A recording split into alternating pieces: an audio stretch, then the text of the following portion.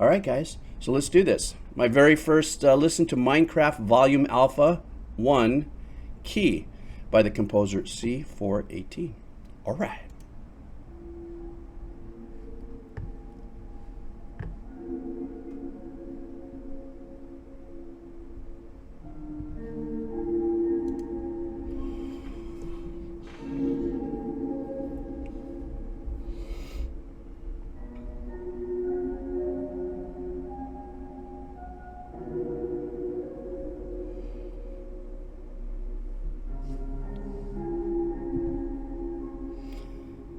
The volume's kind of low, but maybe it'll get a little louder.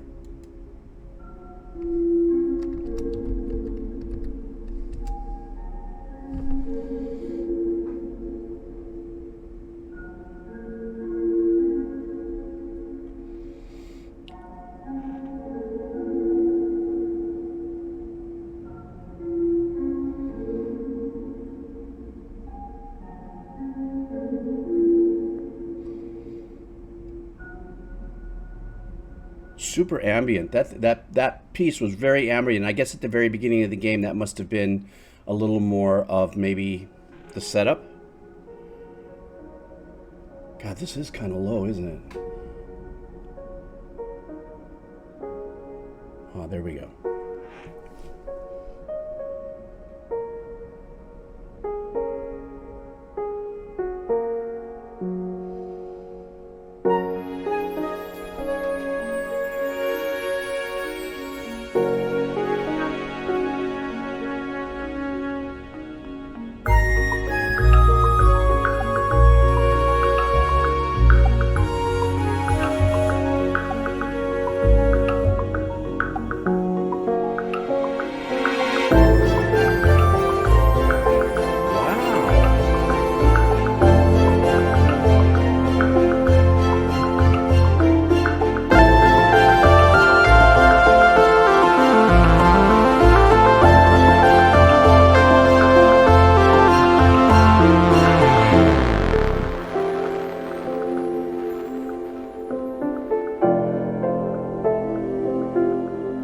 Man, I just love the ambience behind the piano.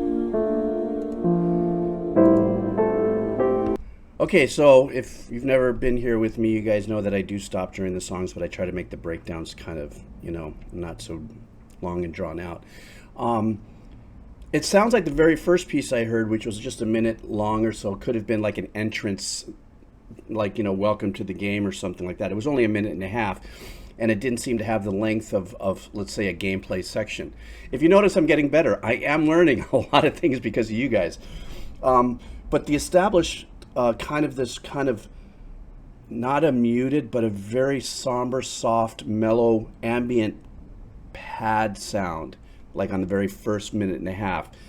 Now there's a combination of that with the piano, and there's kind of what we call it sounds like an infinite reverb on the piano that's got still that pad, not in unison. So sometimes composers, what we'll do is, let's say that piano part that we just heard, sometimes composers, if you're writing it in a MIDI environment or in a DAW, and if it's as sparse with the notes in these chord patterns, we'll actually take that MIDI information and duplicate it, and then assign it to, let's say, a string pad or something, so it plays identical. And then you just play around with the mix to get some of that ambiance.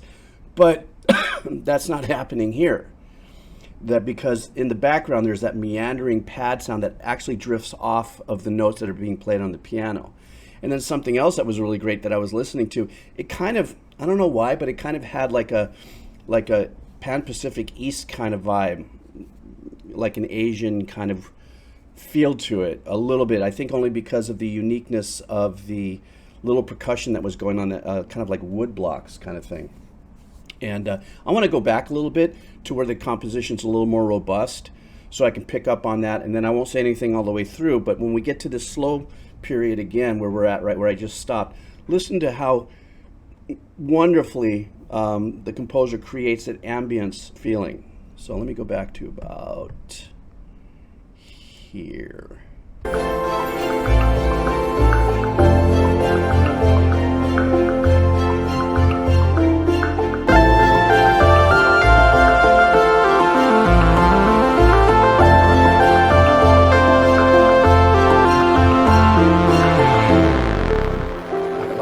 nice hybrid use with that synth like that.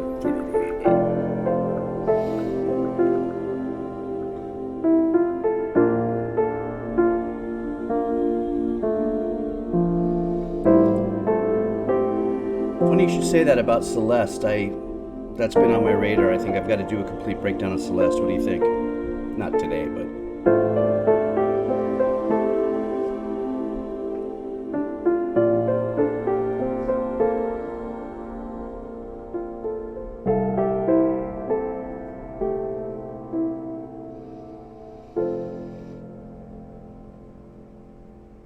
that was so nice. And we'll just go right into this next one, which is fine.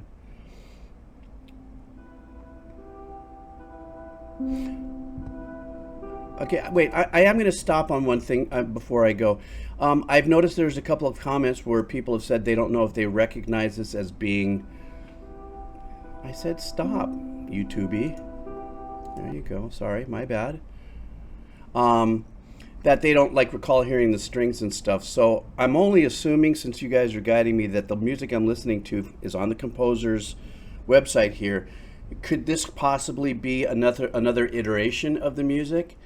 So in other words, there was a different original music. It could be the same thing, but maybe this is a different mix, or is this the original music from the game in its entirety? You know, the nice pianos and everything behind it. Oh, there's been multiple versions of the soundtrack. Okay. That's cool. Sometimes, when I catch, the comments coming by, I want to be as good as I can be informed by you guys. If anybody throws an air biscuit here inside the comments and I go running with it, I could be running off the wrong way. So, all right, let me start this one up here. This is the number 3 volume alpha subwoofer lullaby. Here we go.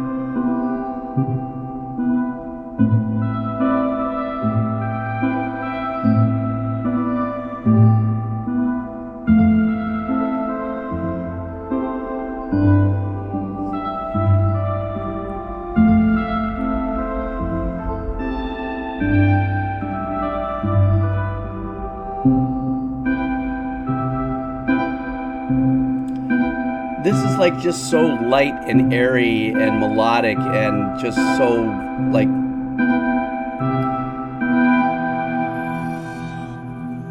oh, just when I say it, watch, something's gonna happen.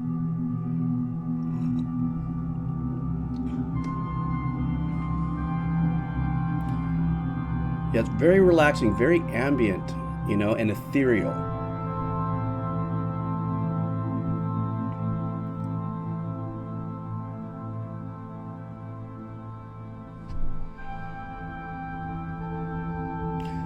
What year was this game released? This particular one that I'm listening to?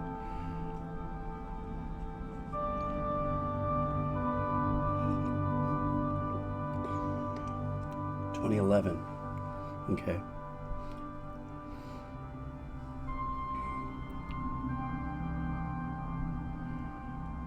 Hi, Rocco. Dactylius. And I'm going to ask, what's the name of the company that put this out? It doesn't say here on that thing. What company put out Minecraft? Mojang. Okay. Does anybody know the real name of this composer, C418, by chance?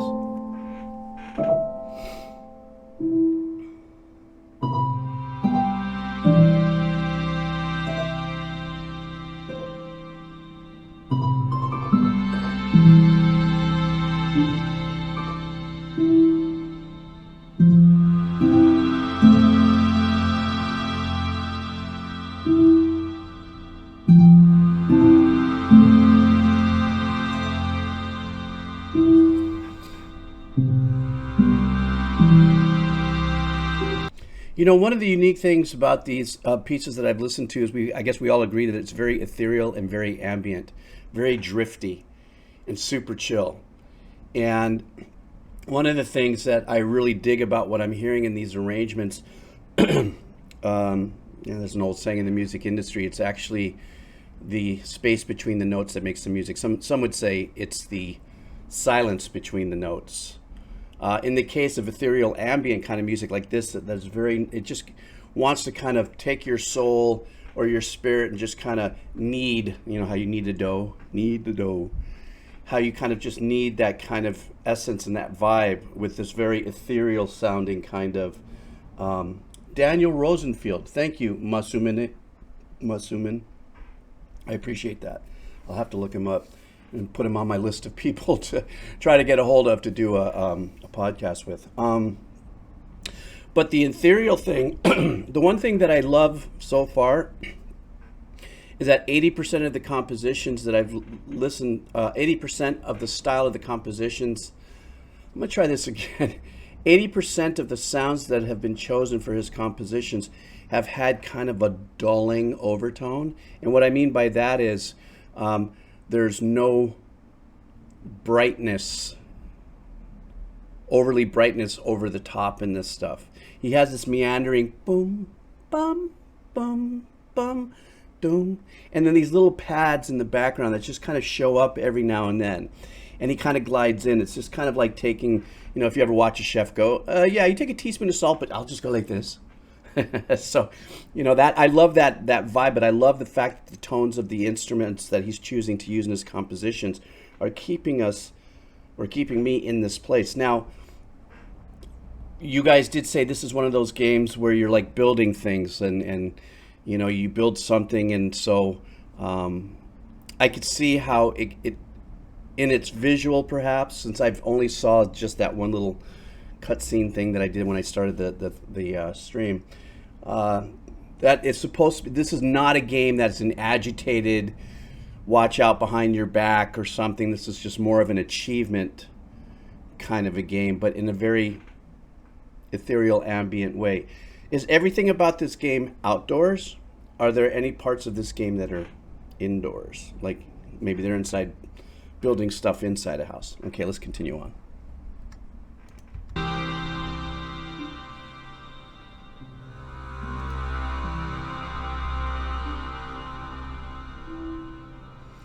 Players creating things. Oh, I see. Okay, very cool.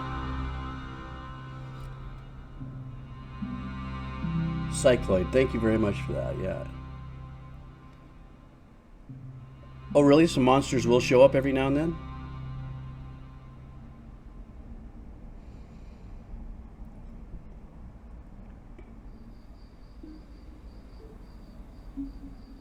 Oh, I see. Okay.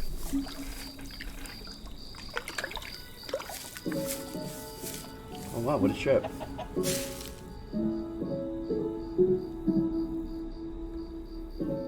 They incorporated little sound effects in the beginning of that. Oh.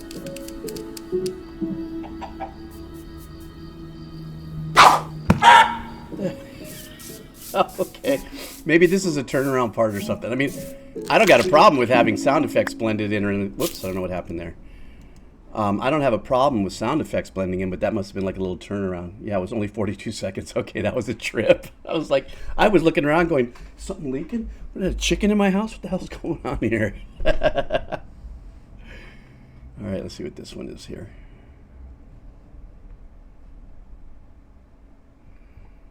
What, is it playing or no? Yeah, it's playing. Or something's supposed to be happening. Oh, there it is. Okay. Oh, rest in peace, chicken. Is that what happened there?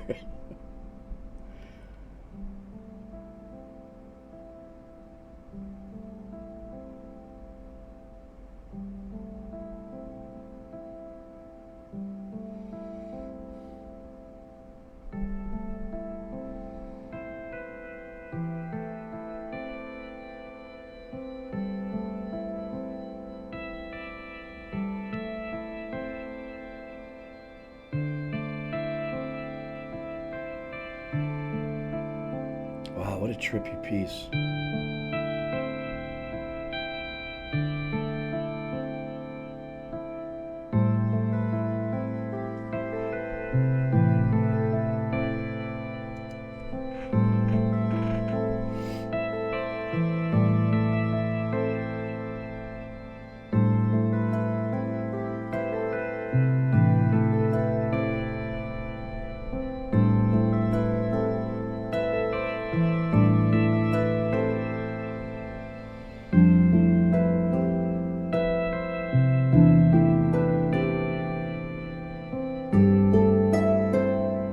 Oh, that's nice. Nice chord change.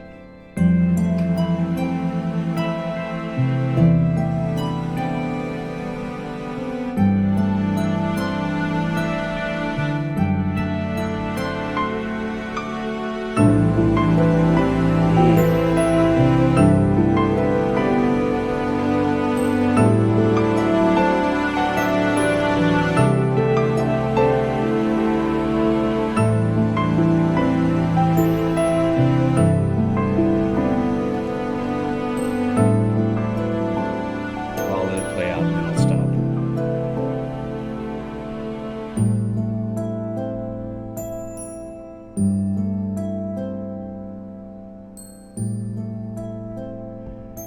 You know, I mean, it caught me. I didn't know if I started it right, but it had this really slow fade into this track. As we see, we have a really slow fade out. Now, I'm assuming that when you're in this level, I don't know if we call it levels here in this kind of a game, but when you're in this level, that I guess this kind of loops all the way through until you accomplish what you're building. What's being built here?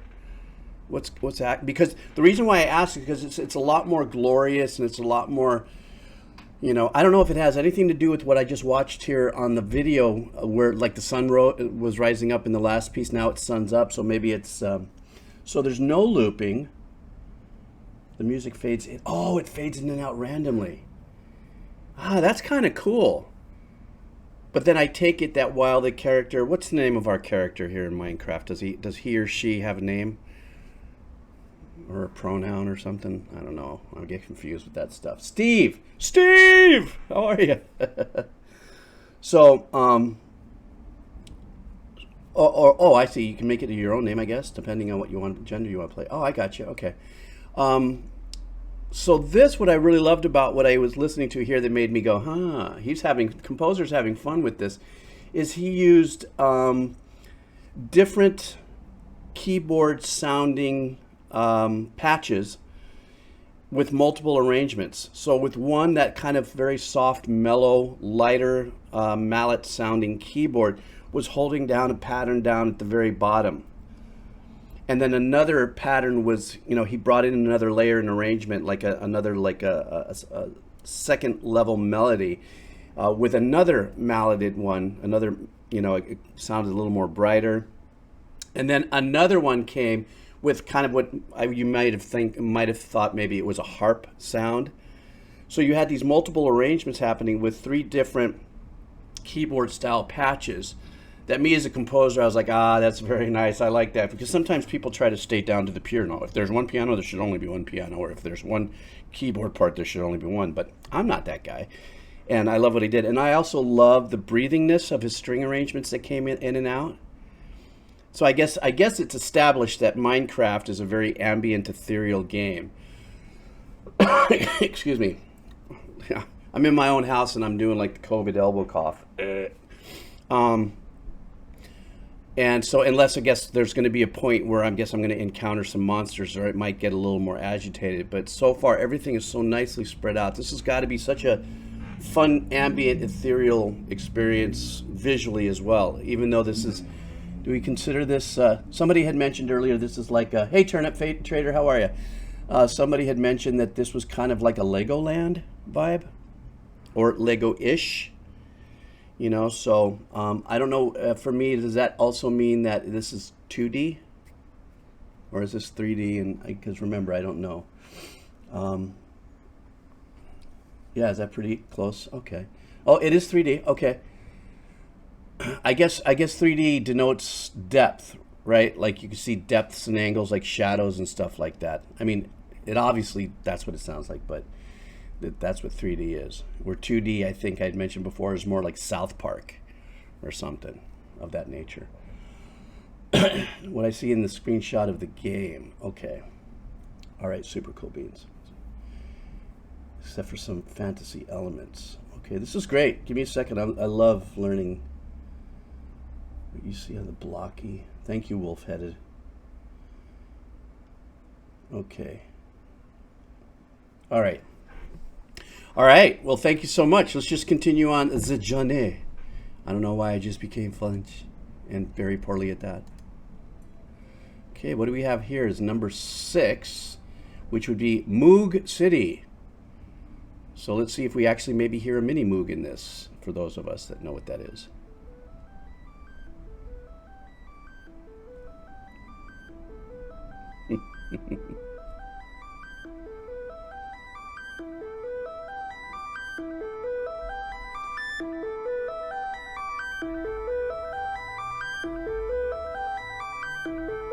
Listen to the delay and the reverb added post sound.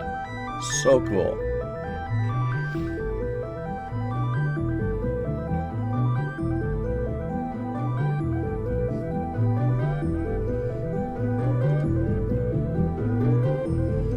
Weird trippy digression in that soundscape.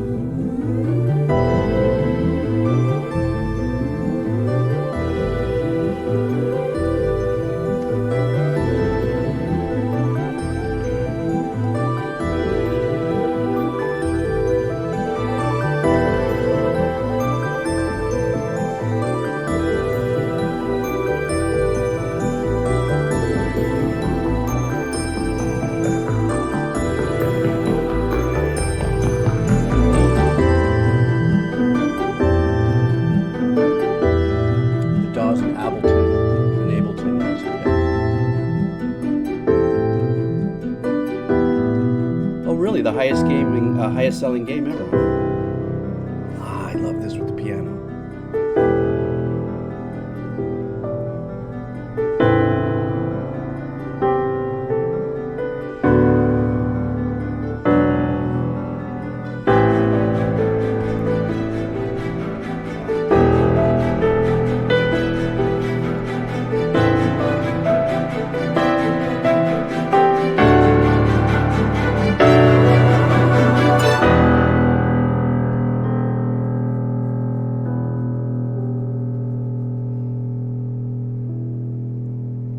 God, I love that chill out meandering kind of piano that they kind of dangle with. Is this one of those tracks too that actually...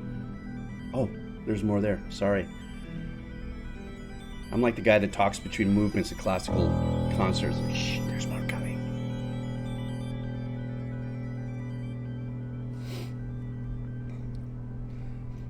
I love the build in his composition to where he actually gets to a place where it's just... you know, the piano itself, but the piano takes such a broader position in the mix. It becomes the principal. And these little sequences that are going out, there are these unique other sequences that are coming in and out with different tones and textures that he's having a blast doing. But still, the main tonality of the choices is still that very ambient kind of vibe, that warm, ambient, ethereal vibe, even in the choices and some of the patches, as I had mentioned earlier. Now, in this case, we started to hear a little bit of the bells and stuff going on there, and I'm going, okay, we're creeping up there in higher tones. But even that is really subdued and pulled back. So the whole thing about the blend of not only the patches that he's using, but the consistency of keeping that ambient ethereal going without going too far off in arrangement land, as a composer can do, and lulls us into this kind of pseudo-trance state with these arpeggiations or these sequences. And then at the very end, or before the piano part, or was it just after the piano, where the strings came in, you know, the little staccato, You know, so those were just layered and brought up on top of an existing sequence. I can't remember if there was any drift from the melodies that made it an independent arrangement. But so far I just love all of this stuff where he's integrating a lot of the hybrid sounds of synths and stuff like that and arpeggiations. Yet he'll still make sure that we're still familiar with that piano that he opened us up with, you know, on this particular journey that I'm on here. So let's continue. Next up is Hagstrom, Alpha 7. All right. My computer doing its thing. It's a PC. I'm sorry.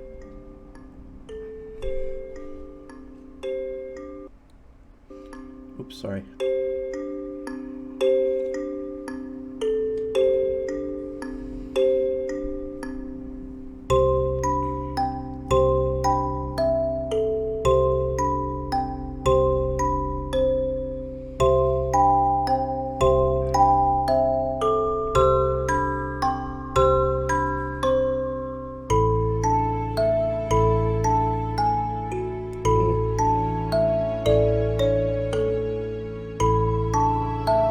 Hopeful, but yet a little kind of weird turnaround there, isn't it? Did that kind of make you go, oh, what the?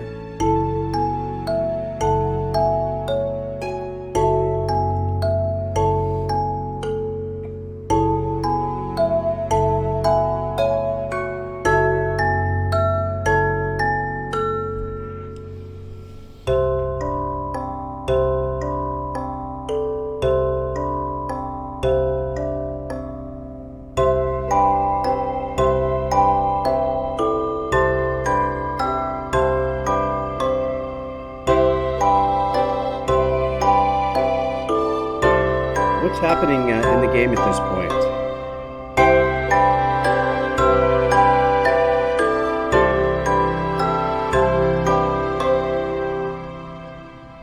God, that was so nice. Oh, it's still going. My bad. I suck.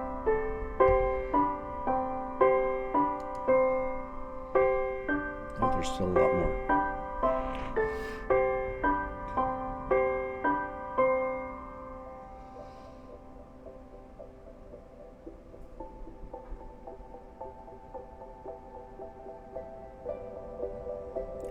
That's cool, bringing that up like that. So when you say it's supplementary or something of that, so in other words, is this a meandering piece of the soundtrack that you can play at any time? Like you can actually assign it like a playlist?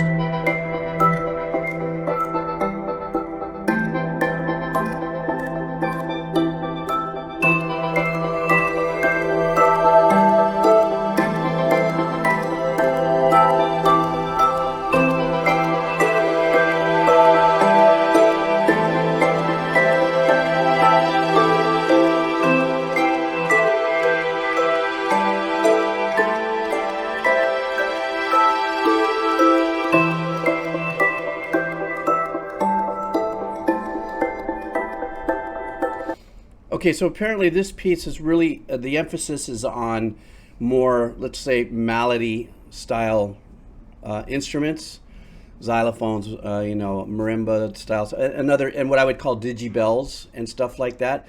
So very light and floaty and airy and stuff, really super nice harmonic structure in what he's playing. They're not like fixed thirds or fifths and stuff. It's very well done, but it seems like this particular track is that of kind of, it feels like kind of, well, I guess the whole game is building, but this one has a little bit more of an emphasis, I think, and because some people are saying that it's it can play anywhere in the game, that this can transcend just about any scene. Airwave Ranger, standby. Where am I? Minecraft. Oh, randomly generates different landscapes. Oh, okay. All right, I get you. I'd like to play the game, MF2. You know, I'm waiting for my controller, you know, before I get myself all rigged up. So it pulls the songs randomly. Okay. Somebody has said there were the first couple ones, though, are fixed that we listened to here. and then I guess it's going to pull randomly through different, you know. Oh, everyone's saying I don't need a controller for this one. This is a PC game, I guess. Oh yeah, I guess so. So all I need is my mouse and my pointers, I guess, right? My arrows and whatever. Controller keyboard. Oh, okay. Huh. That's cool. And where do I get access to this? Do I go to that Steam website and do that on this, or do I go to Microsoft to do this? I'm still a little slightly confused between console versus online versus stuff and Steam, Microsoft, etc. Okay, good. Okay. Okay, super cool. All right. So, excuse me. So let's continue on.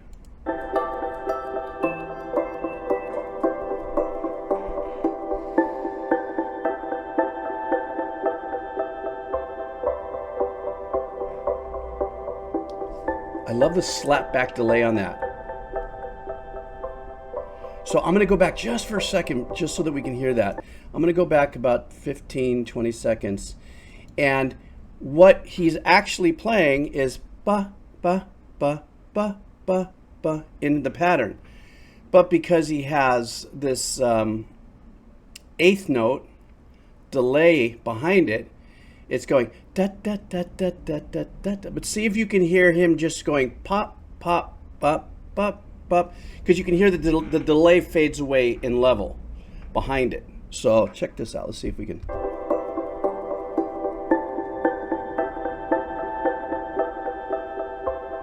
Is that cool?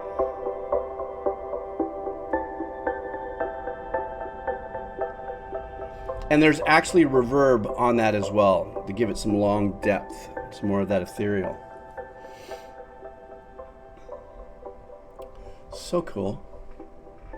Okay, next up. Okay, this is Minecraft Volume Alpha 8, and this one is called Minecraft, and it's 4.5 minutes long, so let's do this. All right.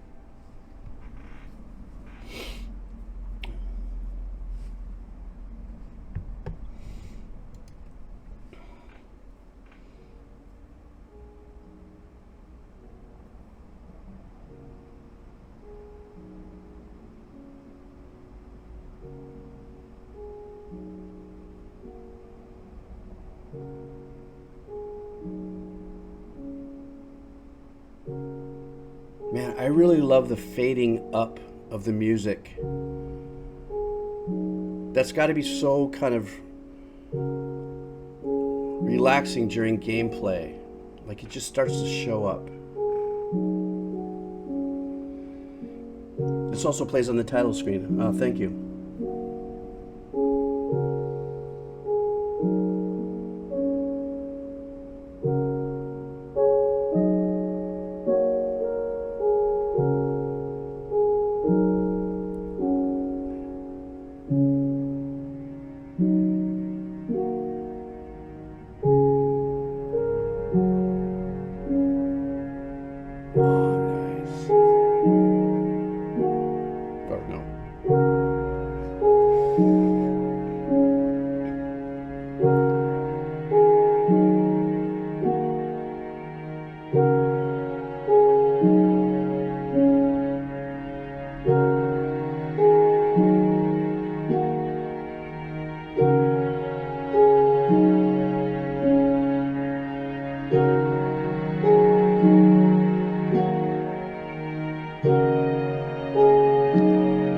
Yes, Immortal Arrow, I feel that. Where this just feels there's a little bit of a slight lag.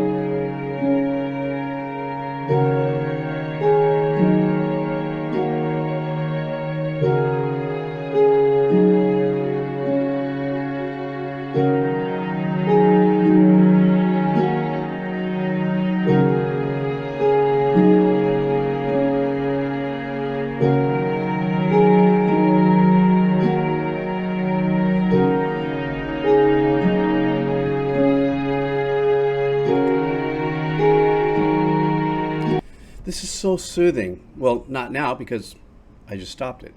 Sorry. But it's so soothing and so chill. And I guess some people are saying this is part of the theme. Did I read here that this actually is part of the main theme? Of course, I'm only halfway through it, so I'm assuming the arrangements are going to build. But it is so laid back and chill. And once again, that muted sounding piano patch that he uses is so perfect for this.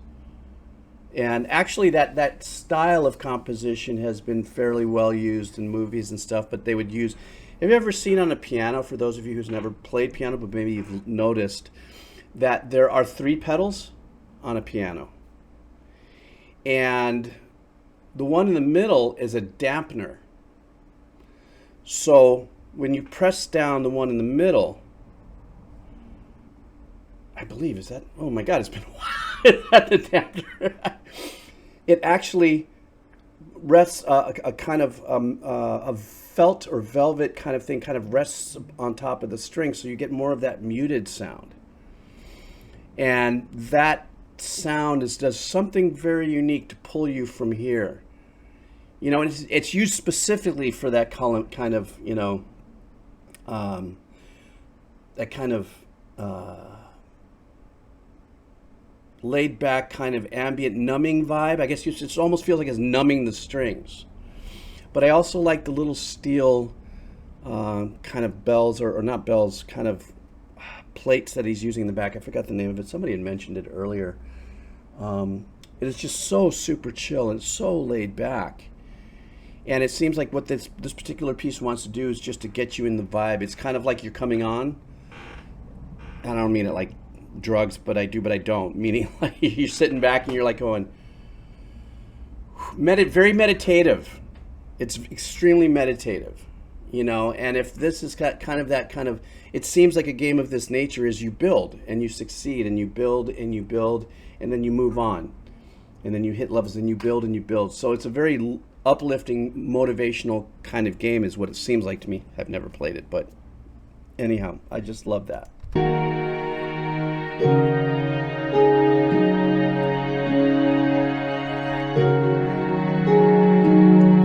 Yes, Guitar Assassin Steel Pans. Thank you.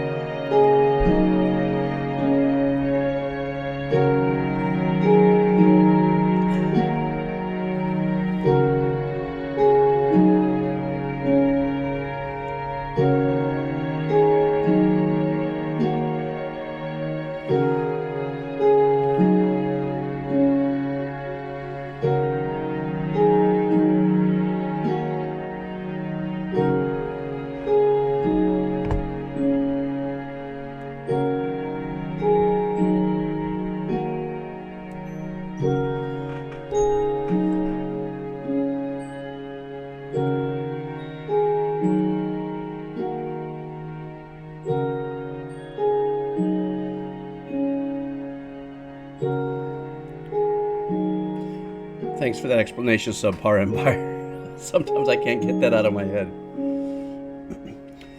Like I said, this piece is extremely meditative and stuff. Like, this is the kind of piece that you would hear, you know, if you go and get a massage. You know, and there's this very passive music that just kind of subdues you and puts you in a really super pleasant place. And so far, out of all the OSTs that I've listened to, this is what I love about what I'm hearing, is that everything, at least to this point, I know I'm probably in for some other changes, but everything is very supportive and very comforting. You know, it's very like, hey, here we go. Get ready for the next ride. kind of a journey, kind of a vibe, you know. Get a massage and play Minecraft at the same time. That might be a little distracting, I think, you know. Well, you don't have to kill anything, which is great, I understand. You're just building things, right? Except for maybe a casual encounter. Okay, this is Oxygen.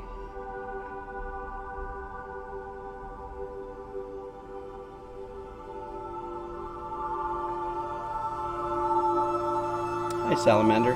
No, I haven't, not yet.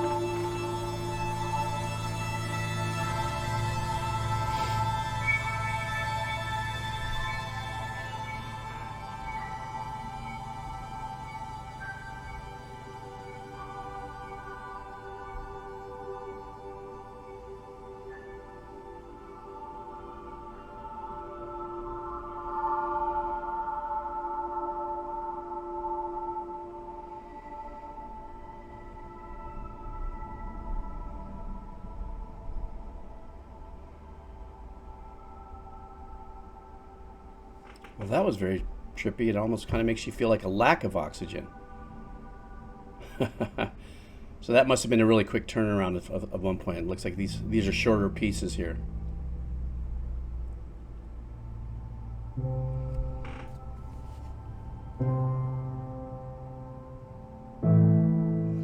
Oh, the creative mode has no monsters. Okay.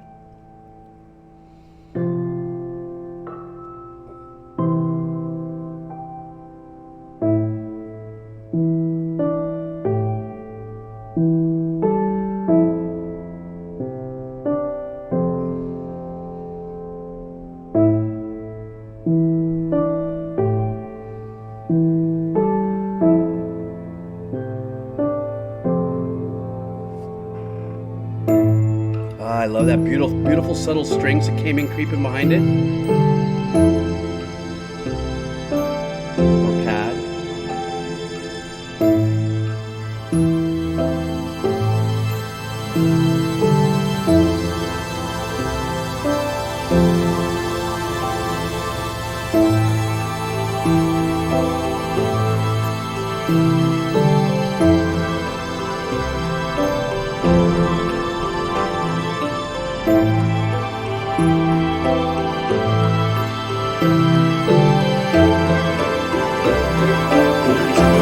Love that.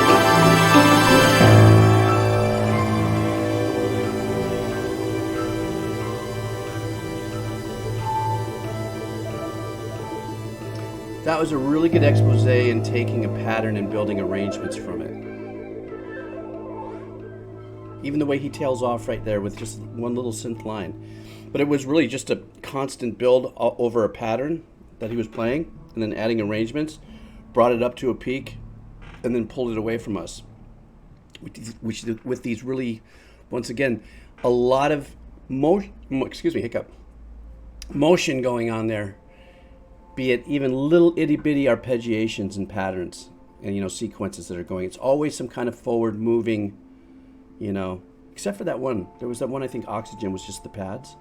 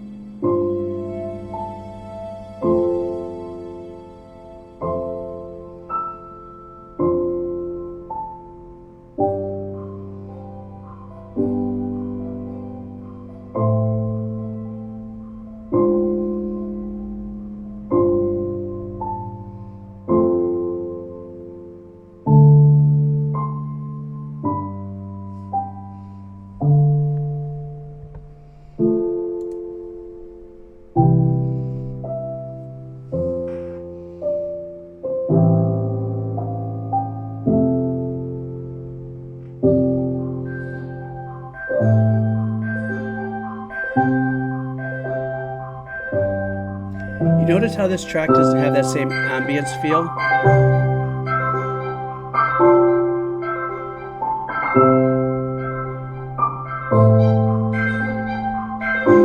So there's no real reverb or delays on anything to cause that ambience or ethereal feel. It's a little more present and intimate. So maybe in the game, whatever this is being played here is a little more, and that was a really nice, it was a very well constructed song as well. Taking you through a set melody and stuff and bringing us back up and closing us with that,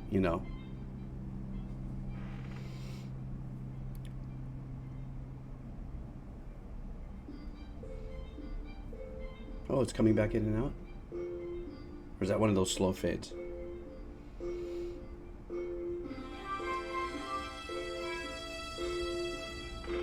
Oh, it's a change up.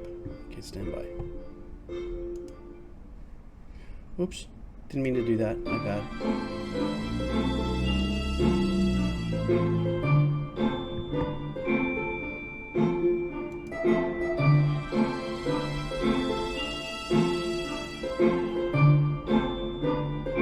Sounds very lighthearted.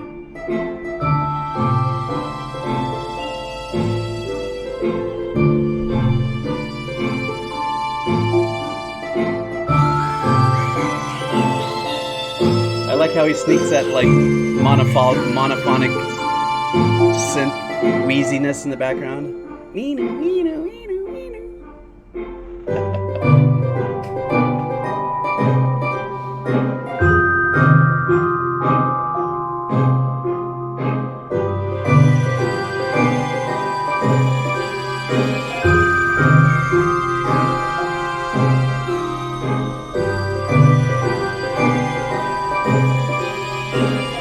Almost feels like he's running a Phrygian mode in that first.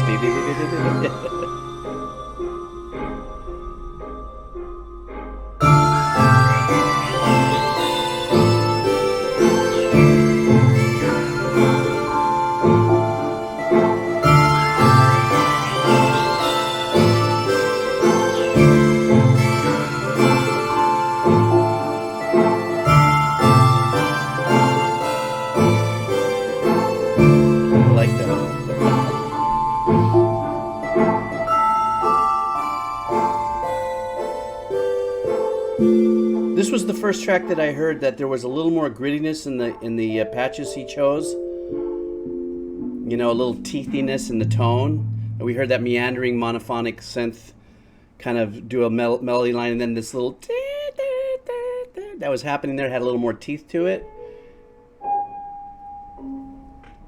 Dry Hands.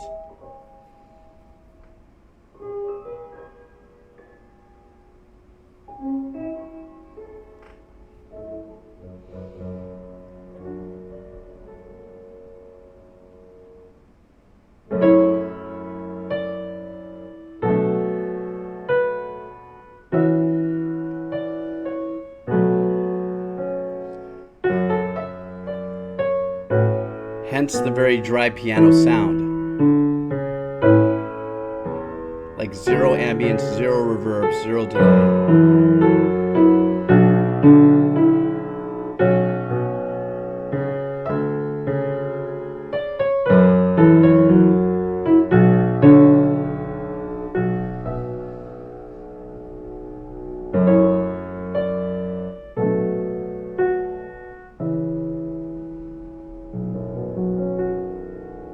That was nice. That would be like in the movies, that would be like an establishing scene turnaround.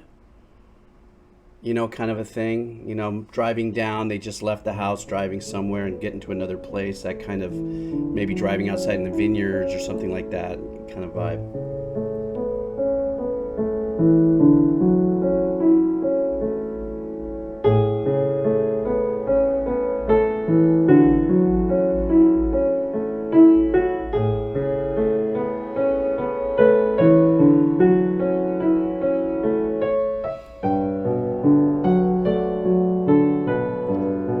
So you notice with this that he's relying on the sustain pedal to give us those long tail ends of each note, the sustain of these notes.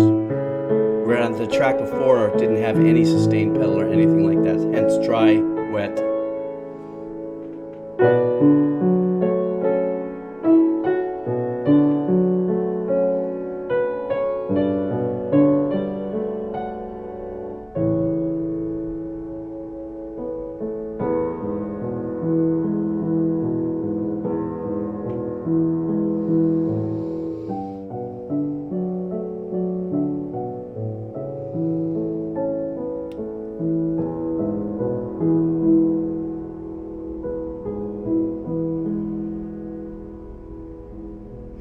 Yeah, it does feel like you're standing out in the rain, like a very light drizzle or anything. And because I have no A/B reference on what's happening to the game, which I know some people say that I should learn about the game while I do this, but I think part of what it is that I love doing here is the fact that I'm experiencing the music for the first time, and for, I believe, a lot of you folks that are playing games, music is important, but when you pull out any sound effects that the game might have and really listen to the piece of music.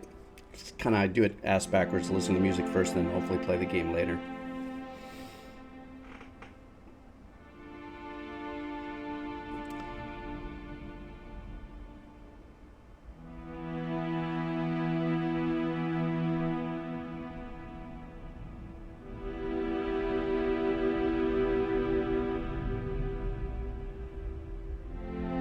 Clark must be a chill dude. Is that what the name of this track is?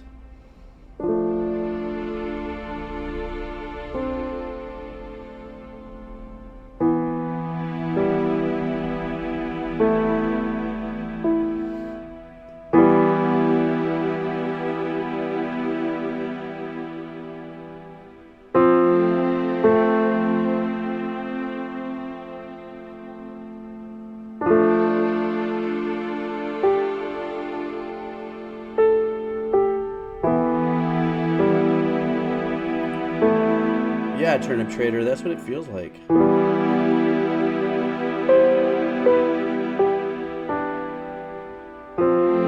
But in this case, I guess in gameplay, this Clark, somebody said an ode to Clark, so is this somebody in the game that's no longer here, and it's kind of a...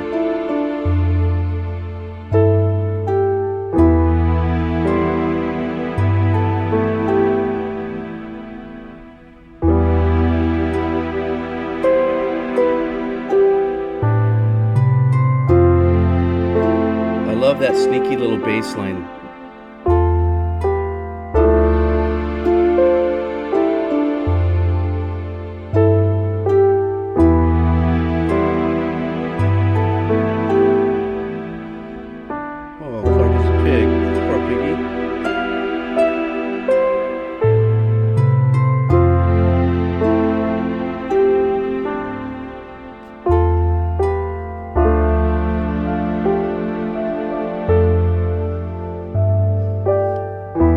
I love those supporting string pad chords that are being played behind there.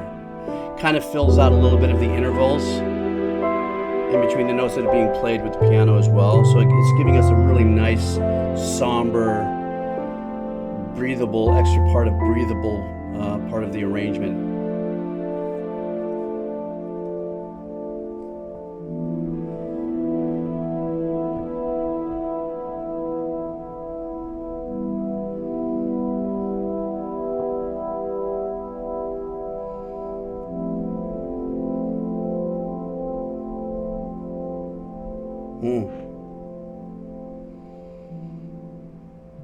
I will say this right now. I'm going to take a few minutes of a break. I hope you guys don't mind. Old man capabilities of holding in liquado, if you know what I mean. But before I do go, I want to at least leave you guys, with this thought about what I'm hearing, and it's been said throughout the chat here, which is really super cool. You guys, this whole live thing is really super cool and educating for me and stuff like that. And I'm beginning to now understand why my neck is a little sore at the end of these streams, because I'm going camera, stream, camera, chat. In of itself, and somebody had just mentioned, they kind of had agreed a little bit that, you can listen to this music without the game. And for myself, I actually have, and for those of you who've come here many times already, you already know I've talked about this, but I actually have kind of this ambient, ethereal kind of workflow, breathworks kind of a channel where the music, it does loop, for an hour of, it could be surf or it could be some, random graphic imagery, that I might have. As a matter of fact, the break that we're going to take, I'm going to put one of those tracks there.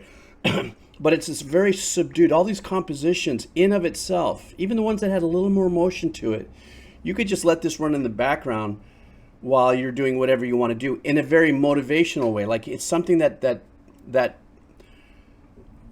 as relaxing, as chill as these compositions are, it's productive. It's almost like you would put this music in the back and even without knowing it's part of Minecraft, which seems to be that kind of game where you're building things and getting to the next level and hopefully not losing anything or whatever, that even if this music, like for instance, this guy, our composer here, C418, has made this playlist which obviously is not against any actionable visuals, that you could just sit there and just pop this playlist on and let it run. You know, especially if you either have an ad blocker or something and no ads pop up. And that's what I love that I'm hearing about. That's what I love about this journey here with this particular bit of music. This is so far, even though I loved Hollow Knight's music, was phenomenal, you know. But there is some, you know, boing it bing, you know, stuff that are happening that are a little more aggressive and stuff. Everything about this is just so 20 minutes after the first hit kind of stuff. You know, if you know. Now everyone's going to start laughing. Wait a minute. Okay, so now we're going to pick up where we left off. I only have about a half hour left on this session, and we're going to pick up with Sweden. You guys ready? Let's do this. All right.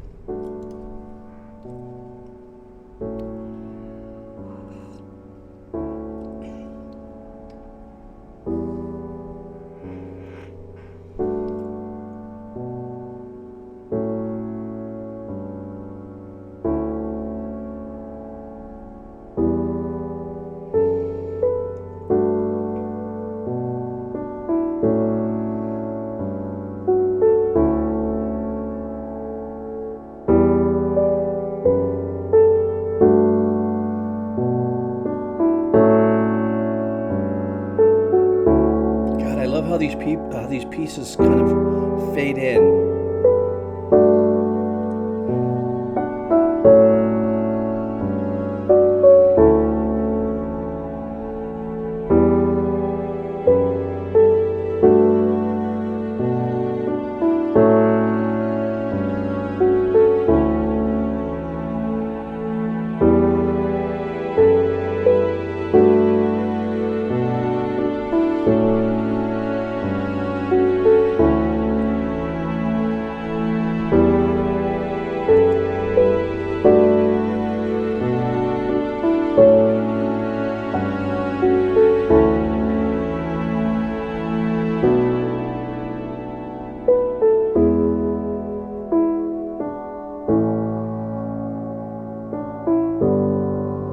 Nice hopeful turnaround right there.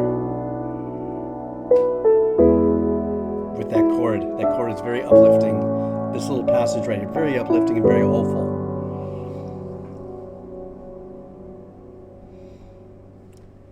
Yeah, it does kind of have that Tom York kind of vibe. Yeah, that was a good call. Who said that? Mako Troyd.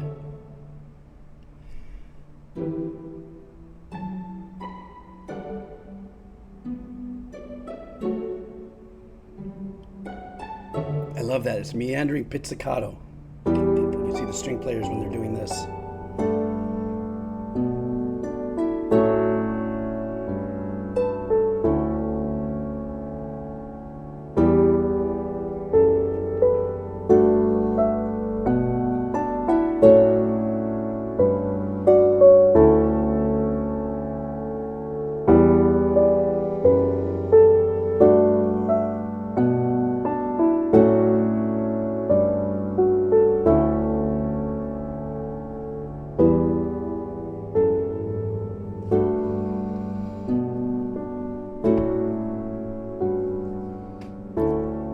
Something weird there? Nah, it had to have been my head or something.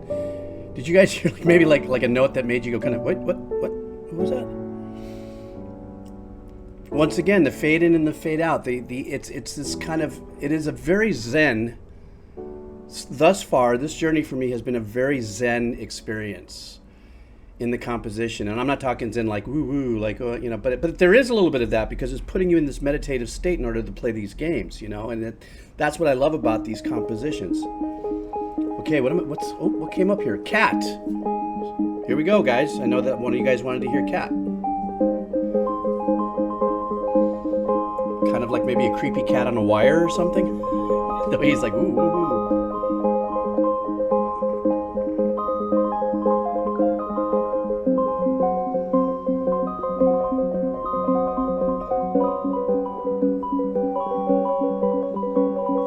tricky little chord maneuver there. Hey, the very first drum set attempt thingy.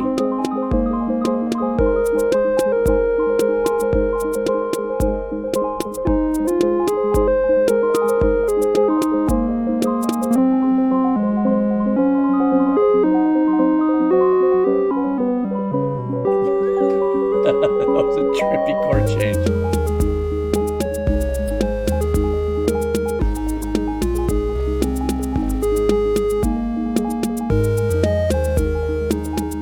So it's on the game vinyl, but is it actually part of the game? Is it in there somewhere? In the gameplay is what I mean.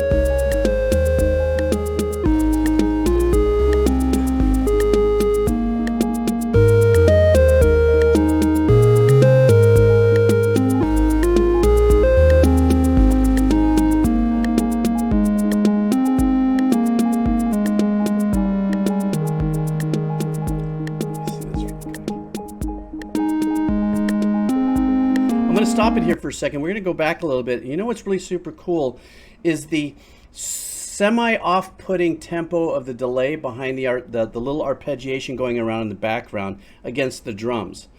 And when I don't mean off-putting, I'm not saying that it definitely makes you feel uncomfortable, but it's not it's not a definitively locked tempo on the delay. It almost seems like it has kind of a triplet vibe to it, but it plays off syncopated, but it's not perfectly locked.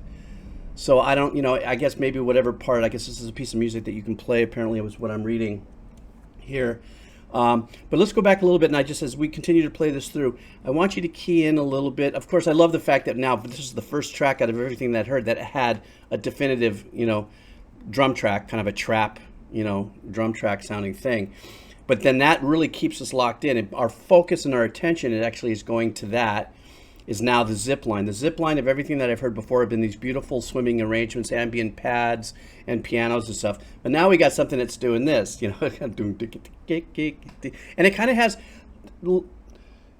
Tell me if I'm just way off, but it sounds like thus far, our composer does pull from a kind of a Asian Pacific kind of melodic phrasing pool, if you would.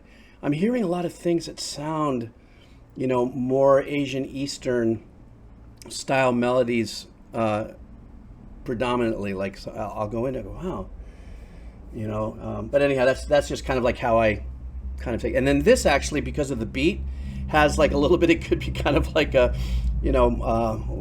Singapore-ish kind of vibe, but I think it's just because of the beat and some of that delay. Let's go back and we'll listen to that delay, and then I'll let this thing play all the way through. So in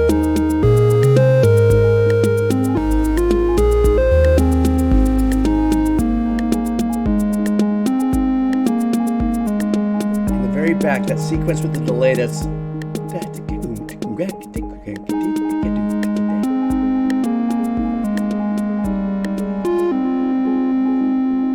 yeah, there is pentatonic stuff. The intervals are very cool with that he's using.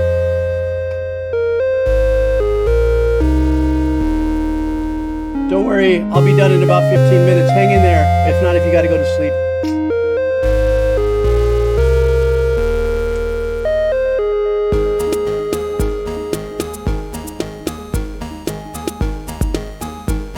God, I like that so much.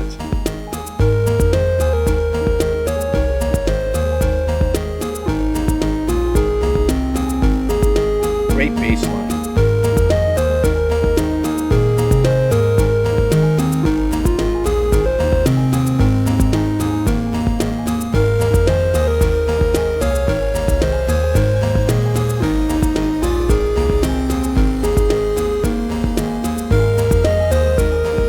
Isn't that a great bass in the background? It's got like a sub-clef kind of vibe.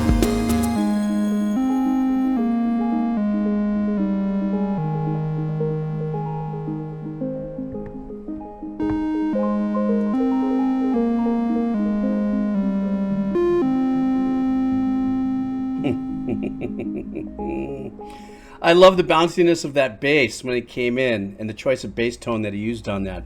Okay, the next one is obviously what comes after cat is dog. Oh, this almost seems like a continuation of it. But there'll probably be a melodic shift in here.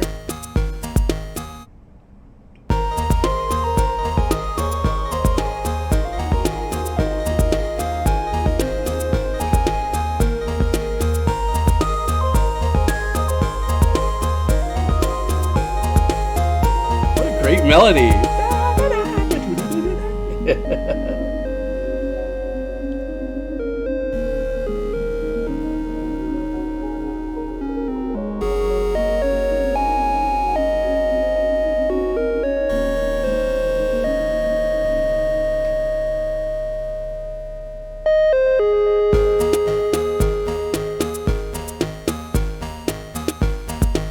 Very hypnotic, trance-like. Oh, I love that hard edit stop.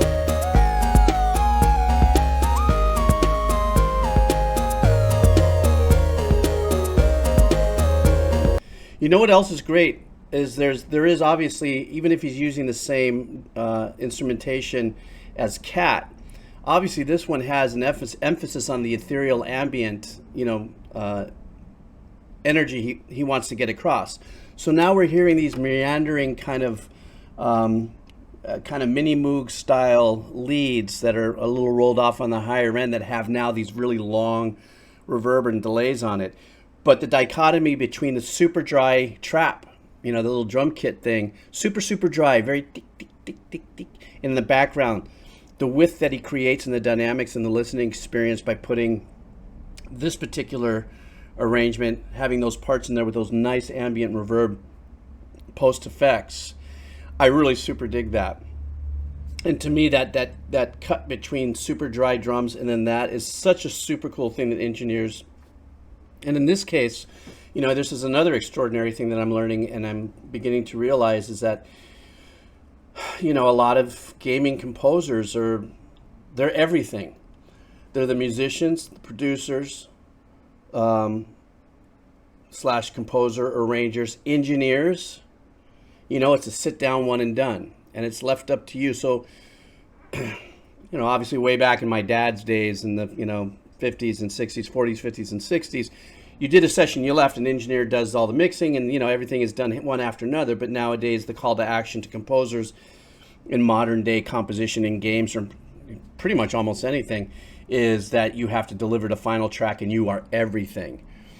So to me, when I listen to these pieces of works that our composer's been doing here, which is really super cool, because I'm an engineer, and that was pretty much my really super big first professional gig, in Hollywood in the 80s, or North Hollywood, Burbank, I pay special attention to that. So every one of these composers and every one of these games pretty much having to also implement that aspect of their profession into a one-stop. So you're a one-stop composer, you got to do everything all the way to the point of delivery.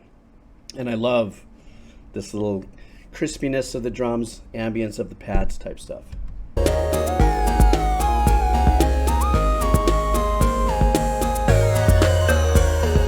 Thank you, Magic Spark. Glad you're getting something out of it. Sometimes I wonder if I'm making sense.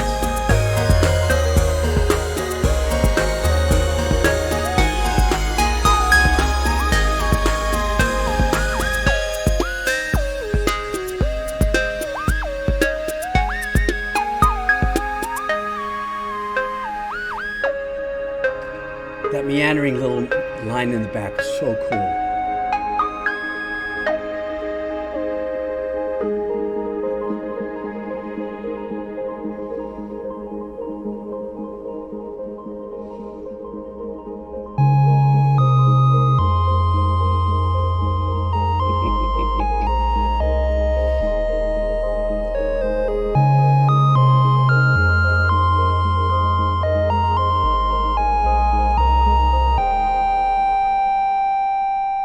That was so cool.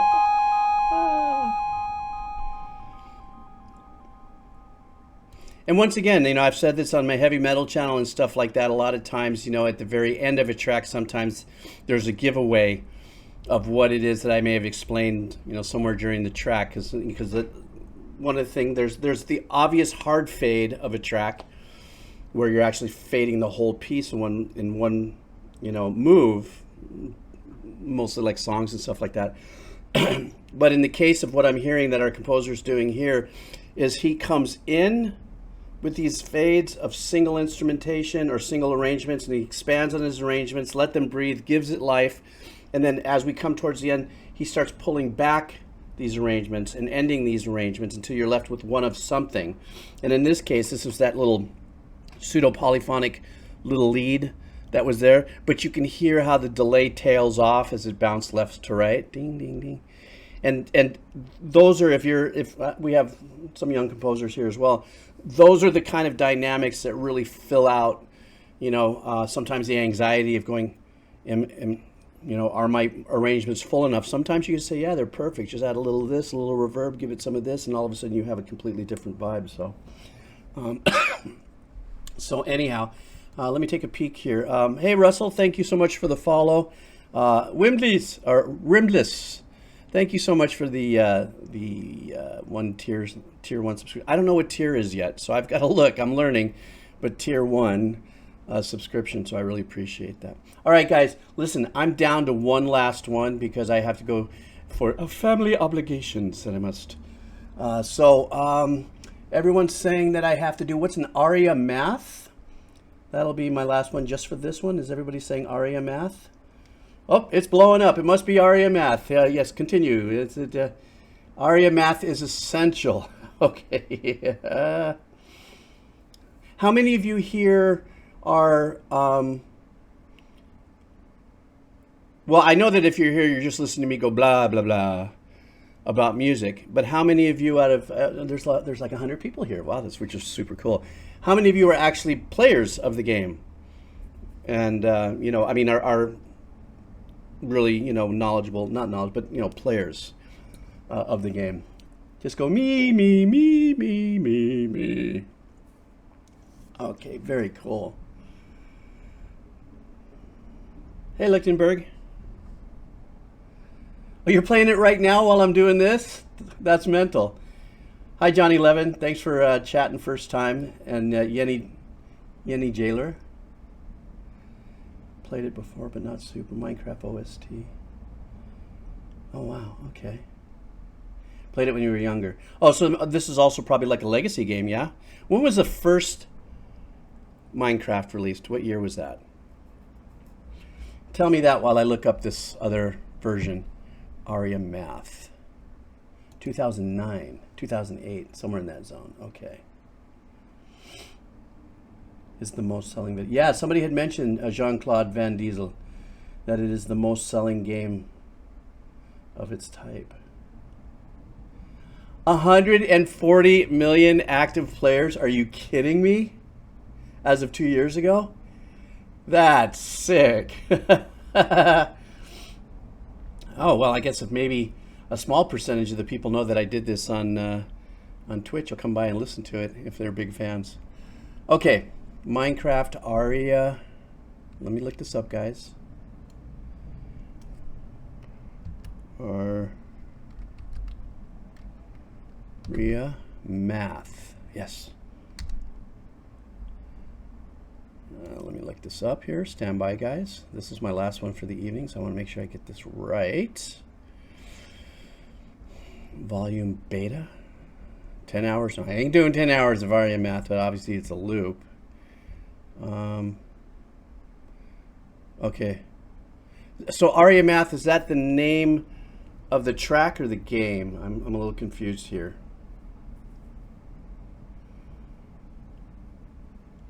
Play number 1? Are you guys saying I should just play number 1? Is that the one? Is the name of the track? Yeah, number 1. Okay, so it looks like the track's about 5 minutes, 10 seconds. Are we right? So it's a very full. Okay, great. Well, that's a perfect way to end my stream. And before I do, I want to say thank you so much for coming out and hanging out here with me. You guys know, you guys came here. I think most of you came here from my channel, the World Music Reaction channel. But if some of you may have drifted by here because of you saw this maybe on Twitch or something, go check me out on the World Music Reaction channel. You know, that's over there as well. So I've got a ton of stuff going on there. Right, guys? On that channel? Okay. Was not Dan. How's it? How are you? Welcome. Okay. Alpha and beta refer to the development stages. Okay. I like Moki Joe said there's only one Minecraft. It just gets updated. Oh, I see.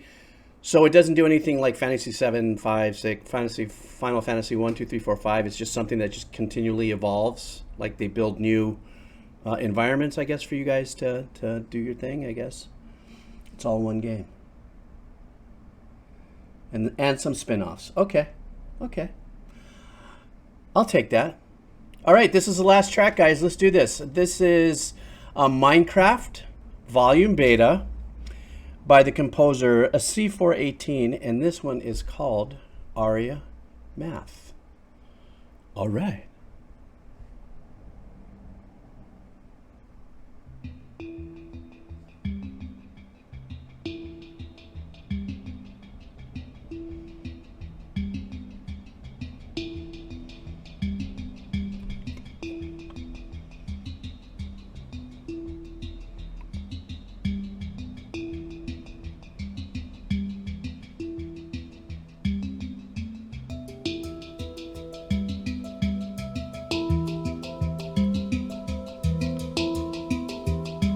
Very hypnotic, those steel drum kind of vibe, yeah?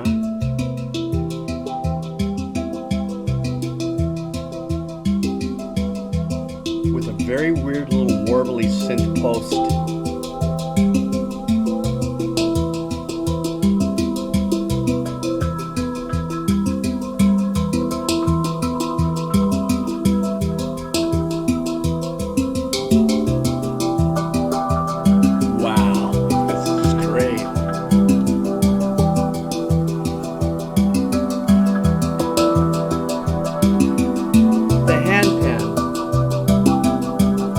That instrument that does like this. Yeah.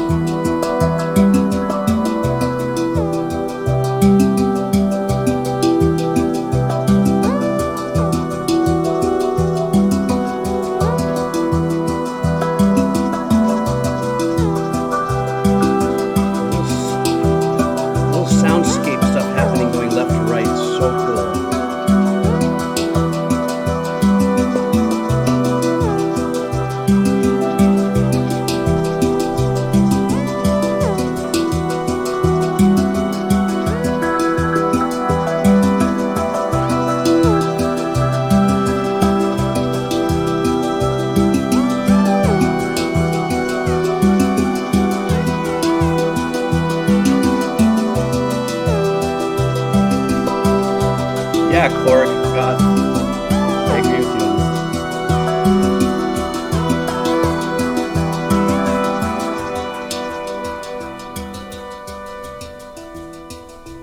you. Okay, this is a great place for me to pause. One of the things that I loved about that,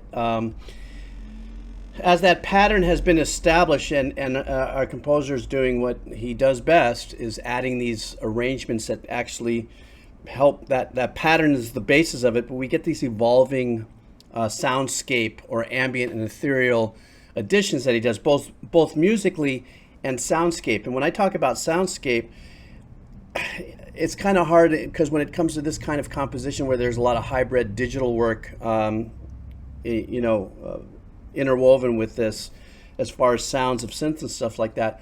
What I was just saying before and how cool the left-right experience was, because there's a sound that doesn't necessarily have a tonal value to it. So it could be like, let's say, the scraping of a cable that's sampled, and then you treat it and stuff, but you give it a musicality or part in it in a musical way by using it rhythmically. And Mick Gordon does that a lot in my couple of tracks that I've heard off of Doom. A lot of soundscape, percussive use of that. The reason why I wanted to stop, though, I'll go back about 30 seconds and then go through the rest of this track, is that while the percussion, the hand pan, is being played, something that's kind of that getting away with it kind of thing, there is a little shaker sound percussively in the same tempo as that dung dung dung, and you hear that kind of vibe to it. To me, that's one of those things that gives this, like, it has so much potential. I don't know what's coming in the next 2.5 minutes, but as a composer, I am hearing so much great, possibilities of where he could, depending on how he's going to take this, expand from this on a very rhythmic and percussive way without becoming overbearing by adding drums and other percussion.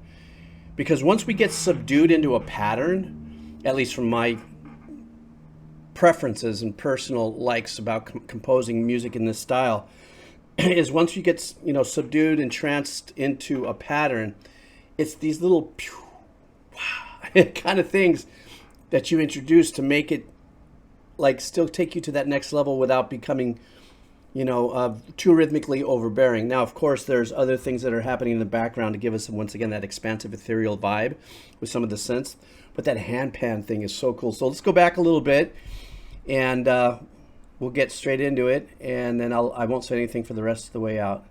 Okay, let's go. But listen for the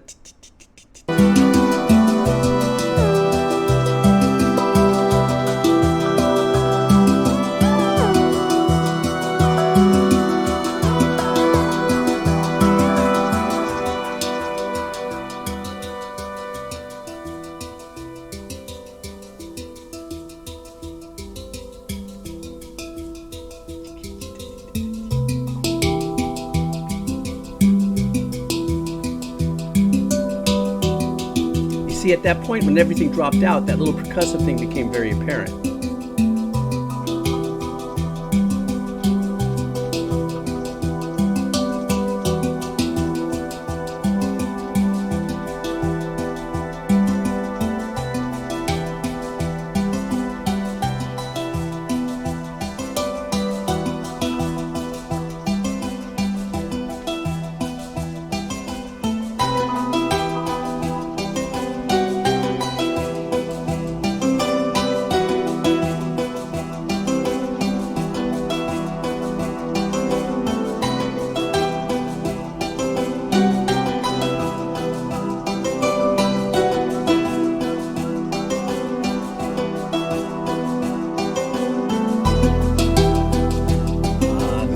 Bass, boom, creeping up on us right there. So cool. Yeah, this is definitely a chicken skin moment, as we say here in Hawaii for Goosebumps.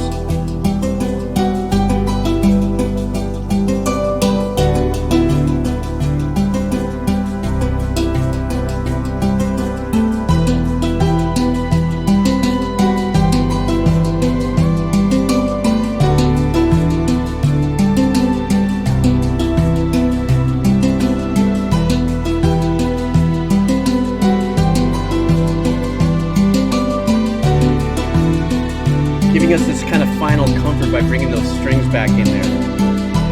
It's like really putting your arms around this arrangement, just kind of.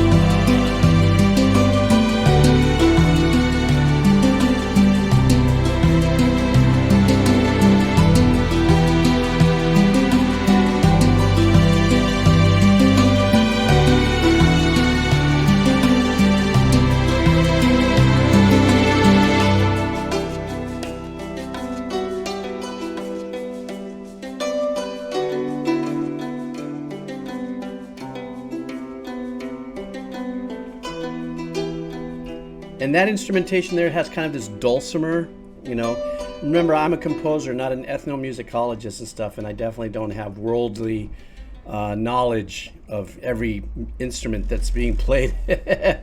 And then, being able to say what it is. Somebody, I can answer a couple questions briefly.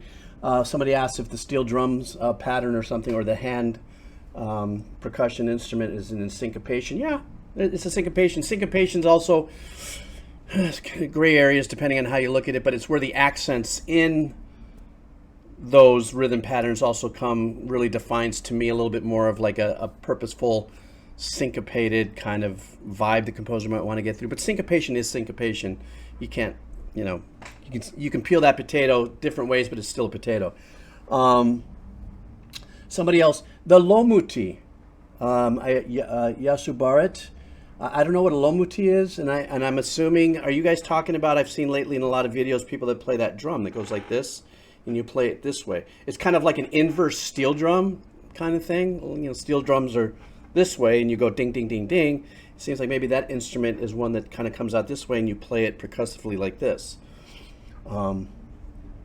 Instrument that looks like a... Oh, okay, yeah, all right, that's cool. Thank you. I don't know. I don't know everything.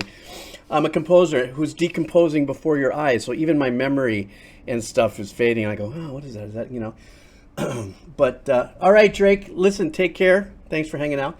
And it's 7. Oh, you're gonna, and I'm about to bail too. So I know that some of you are just now showing up, but I actually have to dig out in about 6 minutes.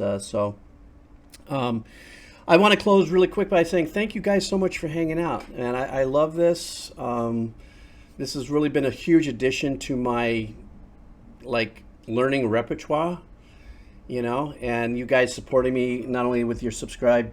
You know, I just became an affiliate, and, you know, the subscriber thingy that, you know, if you're Prime, you can do this or whatever. And I can't thank you guys enough for all of that. And some of you have dropped I got a $3 cup of coffee from somebody, and thank you so much for all of that.